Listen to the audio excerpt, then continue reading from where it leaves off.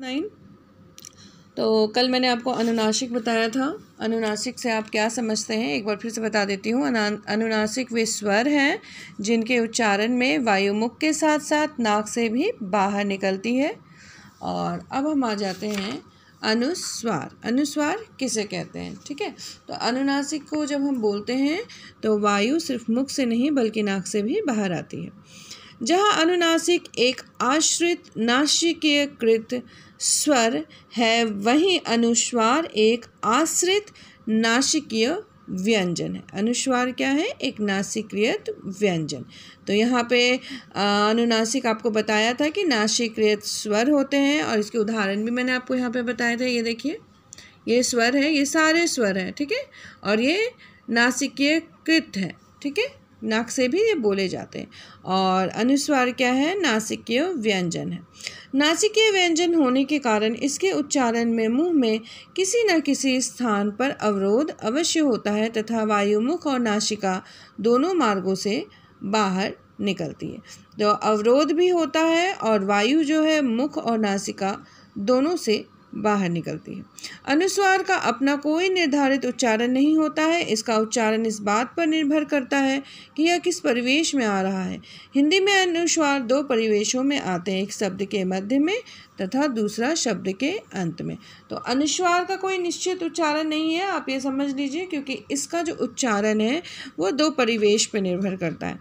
एक तो है कि शब्द के बीच में कहीं पर अगर अनुस्वार लगा है तो उच्चारण कैसा होगा, और शब्द के अंत में अगर अनुस्वार लगा है तो उच्चारण कैसा होगा। शब्द के मध्य में अगर अनुस्वार आता है तो कैसे उच्चारण होगा वो देखिए। शब्द के मध्य में जब अनुस्वार आता है तब उसके पहले एक स्वर और उसके बाद एक व्यंजन अवश्य होता है तथा इसका उच्चारण उस व्यंजन के अनुसार किया जाता है जो इसके बाद फॉलोइंग कॉन्सोनेंट में आता है। अनुस्वार के बाद जिस वर्ग का व्यंजन आता है, अनुस्वार उसी व्यंजन के वर्ग में नासिकीय के रूप में उच्चारित होने लगता है। उदाहरण के लिए अनुस्वार का उच्चारण क वर्ग के व्यंजनों के पहले अंगा के रूप में, च वर्ग के व्यंजनों के पहले इया के रूप में और ट वर्ग के व्यंजनों के पहले मूर्धन्य के रूप में, त वर्ग के व्यंजनों के पहले न के रूप में और प वर्ग के व्यंजनों के पहले म के रूप में होने लगता है। जैसे पंखा, पंग ऊपर बिंदु ख, पंखा। प य जा बा है तो इसे हो जाएगा पंजाब। तो यहाँ पे देखिए ये जो है चेंज हो गया, ठीक है, यहाँ पे आके ये बदल गया। प ऊपर बिंदी चला गया, डी ऊपर छोटी की मात्रा, त पंडित, संतरा स ऊपर बिंदु तथा अम्बा अ ऊपर बिंदु, ठीक है। तो यहाँ पे चेंज क्या है इसको आपको याद करना होगा। फिर से एक बार ध्यान से सुनिए कि उदाहरण के लिए जब अनुस्वार का उच्चारण क वर्ग के व्यंजनों के पहले होता है तो ये अंगा के रूप में रहता है। च वर्ग के व्यंजनों के पहले होता है तो ये य के रूप में होता है। ट वर्ग के व्यंजनों के पहले अगर होता है तो मूर्धन्य के रूप में होता है। त वर्ग के व्यंजनों के पहले अगर ये होता है तो न के रूप में होता है। और प वर्ग के व्यंजनों के पहले म के रूप में होने लगता है। जैसे पंखा, पंजाब, पंडित, संतरा, अम्बा। अब शब्द के अंत में अनुस्वार, शब्द के जब अनुस्वार शब्द के अंत में आता है तो इसका उच्चारण हमेशा म के रूप में ही होता है। जैसे अहम, स्वयं, पुस्तका, पुस्तकम। तो यहाँ पे म के रूप में इसका उच्चारण होता है, ठीक है। अनुस्वार का लेखन, अनुस्वार को लिखकर दिखाने के लिए एक ही चिन्ह बनाया गया है, वह है बिंदु। यह चिन्ह अनुस्वार के पहले आने वाले स्वर के ऊपर लगाया जाता है। कुछ उदाहरण देखिए, हमेशा याद रखिएगा ये आने वाले स्वर के ऊपर ही लगाया जाता है। ग, अंगा और ग, गंगा। तो यहाँ पे देखिए अंगा के रूप में है तो उसके पहले एक बिंदी लगाकर आप ग के साथ इसका उच्चारण कर सकते हैं, गंगा।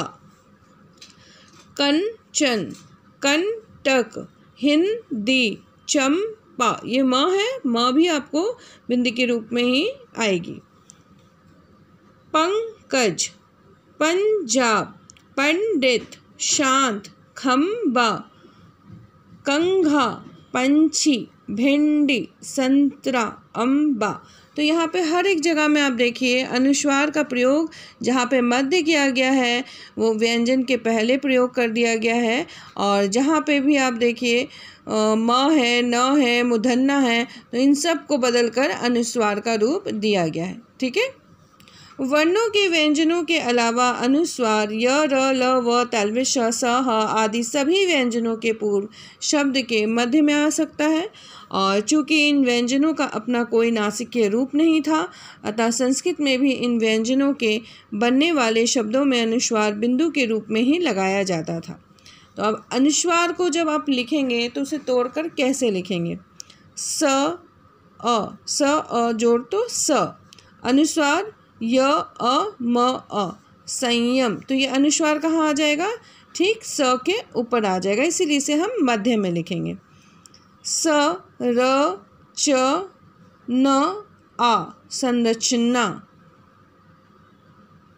स ल प, स ऊपर अनुस्वार है, सन ला आ प, संलाप। स न वा द अ, संवाद। स अ श य, संशय। स अ सा र, संसार।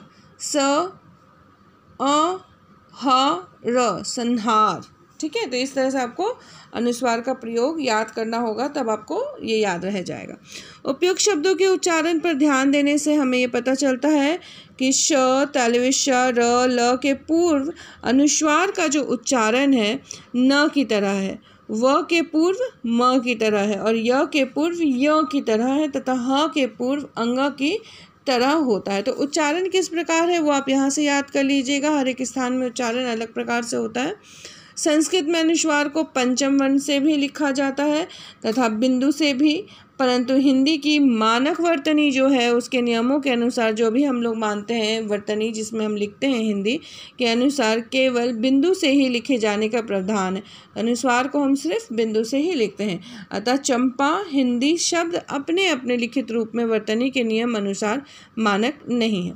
मानक रूप अगर लेंगे तो च ऊपर बिंदु, प ही ऊपर बिंदु, दी हिंदी। यहाँ पे एक ही प्रयोग होगा अनुस्वार का चिन्ह, वो है बिंदी। वर्णमाला में अनुस्वार को अ स्वर के ऊपर बिंदु लगाकर अ रूप में दिखाया जाता है, पर इसका अर्थ यह नहीं है कि अनुस्वार केवल अ स्वर के बाद ही आता है या किसी स्वर के बाद आ सकता है, जैसे भांजा, कांड, इंदु, हिंदी, गुंजन, सुंदर। तो यहाँ पे देखिए ये कहीं पे भी आ सकता है, ऐसा नहीं है कि सिर्फ ये अ के ऊपर ही आता है। ठीक है। आप अगर सोच रहे होंगे कि अनुस्वार जो है वह स्वर में सिर्फ अ के ऊपर आता है, तो ऐसा नहीं। देखिए अ की मात्रा में यहाँ पे आपको अनुस्वार का प्रयोग है, तो क के ऊपर में भी प्रयोग है, ई इंदु ई के ऊपर में प्रयोग है, फिर हिंदी में भी ई के ऊपर में प्रयोग है, गुंजन ऊ के ऊपर में प्रयोग है, ए बेंच के ऊपर में, ए के ऊपर में प्रयोग है। चूंकि वर्णमाला के सभी व्यंजन वर्णों का आधार स्वर अ होता है, अतः नमूने के तौर पे यानी कि सिर्फ एग्जाम्पल के तौर पे हम अनुस्वार और विसर्ग दोनों को वर्णमाला में अ के स्वर के साथ लगाकर दिखाते हैं। क्यों? ये सिर्फ एग्जाम्पल के लिए दिखाया जाता है, परंतु अनुस्वार का उपयोग ई के साथ, ऊ के साथ, ए के साथ, सभी के साथ किया जा सकता है। अब आपके स्पर्श की किताब में कुछ अनुस्वार आए हैं, वो देखिए। घ पर बिंदु, ट ए, घंटे, अत यंत, अधिकांश, संक्रमण, परंतु, बिंदु, अंकित, हिम पुंज, संतुलन, आशंका, ठ न डी, ठंडी, तुरंत, बंधन, तंबू, श्रृंगार, निमंत्रण, संभावना, अंदाजा। अनुस्वार और अनुनासिक, अब इन दोनों का अंतर आपको समझना और लिखना भी है। ठीक है। अनुस्वार आश्रित नासिकीय व्यंजन है, अतः इसके उच्चारण में भी अन्य व्यंजनों की तरह मुख में अवरोध होता है। वायु मुख के साथ साथ नासिका से बाहर निकलती है और यहाँ पे अवरोध होता है, ये याद रखिएगा। अनुनासिक आश्रित नासिकीय स्वर है, अतः इसके उच्चारण में वायु अन्य स्वरों की भांति बिना किसी अवरोध के मुख तथा नाक दोनों से बाहर निकलती है। यहाँ अवरोध होता है, अवरोध नहीं होता। ये व्यंजन है और ये स्वर है। हिंदी को अनुस्वार व्यंजन संस्कृत से मिले हैं, अनुनासिक संस्कृत में नहीं थे, इनका विकास हिंदी में हुआ है। अनुस्वार केवल शब्द के मध्य और अंत में ही आते हैं। अनुनासिक शब्द के आरंभ, मध्य, अंत तीनों स्थान पर आ सकते हैं। यहाँ पे आरंभ भी होगा और यहाँ पे आरंभ नहीं होगा। अनुस्वार को लिखकर व्यक्त करने के लिए बिंदु बनाया गया है। अनुनासिक के लिए दो चिन्ह बनाए गए हैं, बिंदु भी तथा चंद्र बिंदु भी। हम दोनों का प्रयोग कर सकते हैं। अनुस्वार का लेखन अनुस्वार से पहले स्वर के ऊपर बिंदु का चिन्ह लगाकर करते हैं और अनुनासिक के चिन्ह उसी स्वर पर लगाए जाते हैं जिसका उच्चारण मुंह के साथ साथ नाक से हवा निकाल कर किया है। तो उसी मतलब स्वर के ऊपर होता है इसका चिन्ह, परंतु ये उसके पहले वाले स्वर के ऊपर लगाए दिए जा सकते हैं। अनुस्वार के बिंदु का उच्चारण हमेशा नासिक के व्यंजन के रूप में होता है और अनुनासिक उच्चारण हमेशा नासिक के स्वर के रूप में किया जाता है। ठीक है, तो अनुस्वार क्या है, अनुनासिक क्या है, ये मैंने आपको पूरा समझा दिया है। अब आपको ध्यान देने योग्य बातें को भी ये पढ़ लेना है, मैं आपको भेज दूंगी। लिखने के काम में आप अनुस्वार अनुनासिक बहुत इंपॉर्टेंट है, ये एग्जाम में पूछा जाएगा, इसलिए इसको मैं VI लिख दे रही हूँ। ये वेरी इंपॉर्टेंट है, इसको आपको याद भी करना है और कॉपी में लिखना भी है। अनुस्वार क्या है, अनुनासिक क्या है और इन दोनों के बीच में अंतर क्या है, इसी तरह से टेबल बना के आप लिखिएगा। कल इसके बाद अब हमें करना है आगत ध्वनियाँ। ठीक है, तो आज के लिए इतना ही, बाकी अब अगले वीडियो में।